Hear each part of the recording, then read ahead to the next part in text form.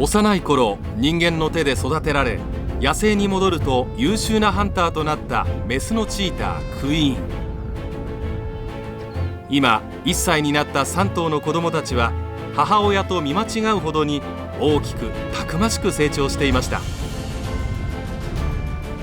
そんな彼らにクイーンは自らが手本となって狩りのテクニックを伝授しています。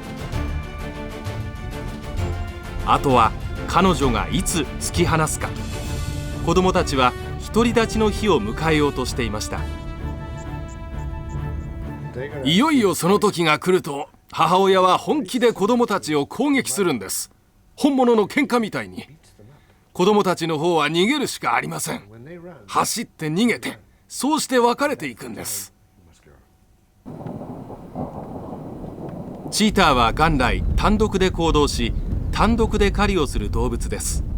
しかし独り立ちをしたばかりの若者は兄弟で一緒に狩りをすることが少なくありません。クイーンはそんな場合を想定しているのか、子供たちと一緒にチームで狩りに臨むことが多くなってきました。例によって車のボンネットから獲物を見つけたクイーンが走り出すと、これまでは後ろに従っていた子供たちがこの時は一緒に駆け出していきました。いよいよ獲物に近づき、目標を絞る段階になると、親子は顔を寄せ合い、まるで作戦を耳打ちするような行動を何度も繰り返します。それから4頭は右に左に散らばっていきました。どうやらライオンの群れが得意とする挟み撃ちをやろうとしているようです。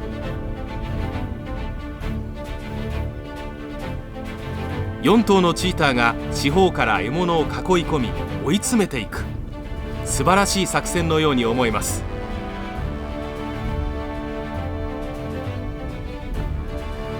しかし実際にはどうもうまくいきません。包囲網が包囲網になる前に獲物たちの方が四方に散ってしまったのです。チーターたちの方が草食獣の群れに囲まれる格好となって、これでは挟み撃ちどころではありません。いたずらに走り回っても中心に獲物のいない包囲網では仕方がないのです。苦々しく見守っていたクイーンが子供と並行して走り出しました。作戦を変更し、みんなで一方向に追うことにしたようです。しかしこれも後の祭り。結局チーター本来の狩りのスタイルに戻り、それぞれがそれぞれに単独で獲物を追うことになりますが、これもうまくいきません。すでに相手はハンターの存在を十二分に意識し、いつでもトップスピードで逃げる体制になっていたのです。子供たちの狩りはことごとく失敗に終わりました。それでもクイーンは諦めず、さすがに子供たちとは一味違う華麗な走りを見せてくれましたが、やはりこれも失敗。この日親子が手にしたのは疲労だけでした。4つの大きな体が肩を寄せ合い、空腹を抱えて夜を迎えます。明日こそは何としてでも獲物を手に入れなければ親子共倒れになってしまいます。次の日の朝、子供たちは昨日の無様な敗北を振り払うかのように豪快に遊んでいました。ところがふと気づくと、クイーンがただならぬ様子で迫ってきます。ついに子供たちを突き放す、その時が来たのでしょうか。いえ、そうではありません。子供たちの向こうにインパラがいたのです。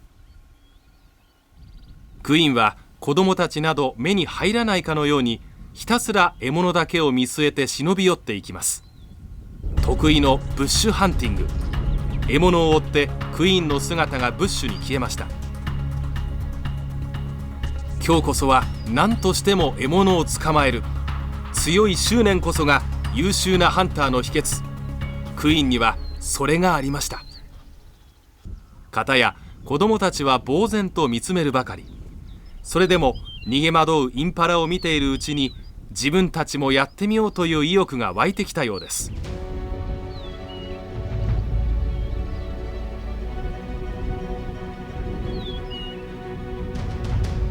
一頭ずつそれぞれの標的を定め、それぞれの標的に向かって走り出しました。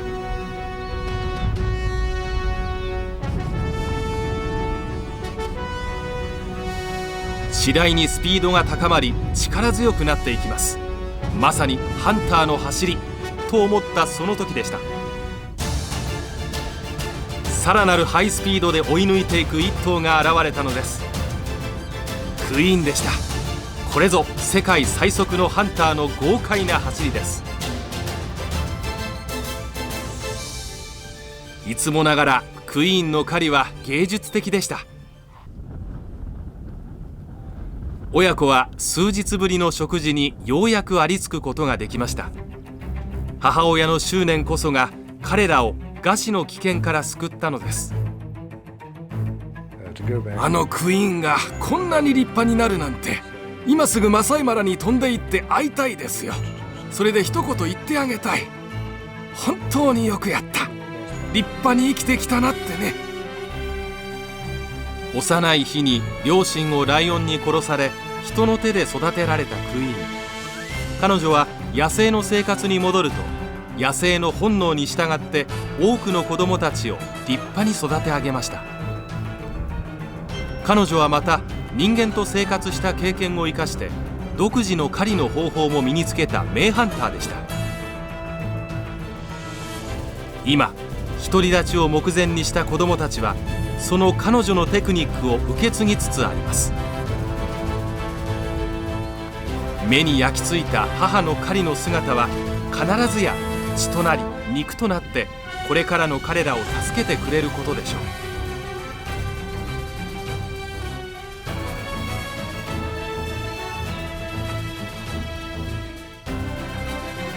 クイーンは母親を知らずに育ちました。